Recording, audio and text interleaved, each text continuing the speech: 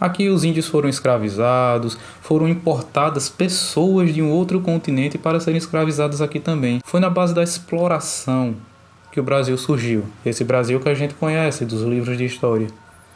E o que mudou realmente hoje em 2022? Recentemente Bolsonaro numa live, ele justificou o preço alto dos alimentos, especificamente a carne, dizendo que na verdade o Brasil estava exportando mais, aproveitando esse momento bom do mercado para exportar.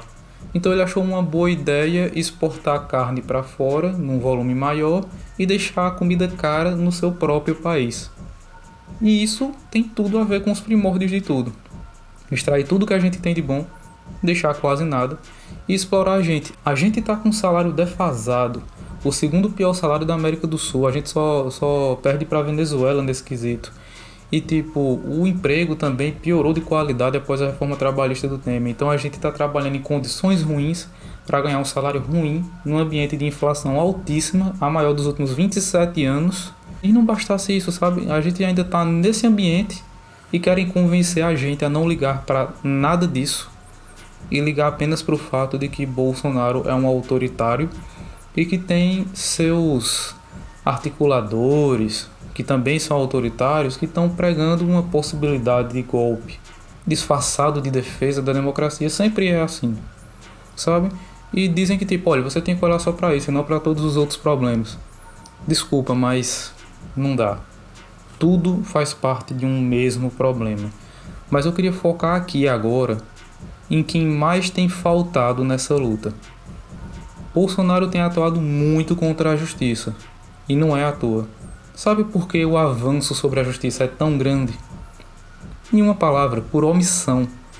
Porque, como dizia o Rui Barbosa, o judiciário é o poder que mais tem faltado à República. Sabe esse Daniel Silveira? Esse cara que foi candidato a deputado federal e que foi eleito enquanto fazia campanha depredando o patrimônio público, rasgando placas, sendo agressivo. Esse cara que atenta contra o STF, que atenta contra a justiça no Brasil, que não quer aceitar as ordens judiciais, que quer se rebelar e tal, e que nada, absolutamente nada tem acontecido de verdade com ele. Bem, um dia o atual presidente da República foi um cara desse tipo, que pregava basicamente o mesmo tipo de coisa. Ele era até mais agressivo. Ele pregava a morte de pelo menos 30 mil pessoas para resolver o problema do Brasil. Ele foi um cara que quando chegou lá numa comissão de impeachment, na comissão não, no plenário do impeachment da Dilma Rousseff, ele chegou lá para elogiar um cara que era militar durante uma ditadura militar e cujo trabalho dele consistia em ser um torturador que obtinha informações. Mas ele era um cara tido como um cara sádico. Ele gostava da tortura que ele fazia. Sabe o que é ainda pior? Como se não tivesse como piorar. E esse cara se tornou presidente da República. Sabe por quê? Porque a justiça se omitiu. Porque poucos colegas, aí sim voltando para a política, poucos colegas se revoltaram com o que ele fez. Sabe, num país sério, a justiça jamais deixaria que alguém como ele concorresse à presidência. Ah, mas é a liberdade? Cara, que liberdade? Liberdade absoluta seria como, por exemplo, essas pessoas que defendem uma liberdade irrestrita e absoluta. Cara, numa liberdade absoluta, alguém poderia ter o direito de te assaltar. Por quê? Porque estaria na liberdade dele. Sabe? A liberdade não é absoluta. E quando você institui leis que têm que ser cumpridas para que todo mundo conviva o melhor possível, isso tem que ser cumprido. E o judiciário não está fazendo cumprir a lei. E aí pessoas como Bolsonaro vão desafiando a lei cada dia mais, cada dia mais, cada dia mais, vão pisando em cima de tudo. E como o judiciário também não funciona quando se trata dos mais pobres, porque esses sim sofrem. Recentemente um homem aqui na Paraíba, ele foi preso por engano e passou, se não me engano, 2 dias preso, o que já é ruim o suficiente, mas ele sofreu maus tratos policiais e resolveu processar o Estado por isso. Sabe o que aconteceu? Ele perdeu o processo e foi obrigado a pagar as custas do processo. Essa é a justiça do Brasil. Essa é a justiça que tem faltado à luta. E aí o povo é insatisfeito com a justiça. O Bolsonaro percebeu isso, desafiou ela inúmeras vezes quando era deputado. Como presidente desafia mais ainda. Coloca ali o seu pessoal para desafiar também. E o Brasil virou isso. Uma terra de ninguém, uma terra sem lei.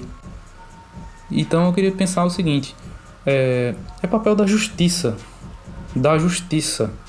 colocar as coisas nos eixos, porque foi na ausência dela que as coisas se tornaram desse ponto. Então, tipo, o judiciário tem que fazer cumprir a normalidade das coisas.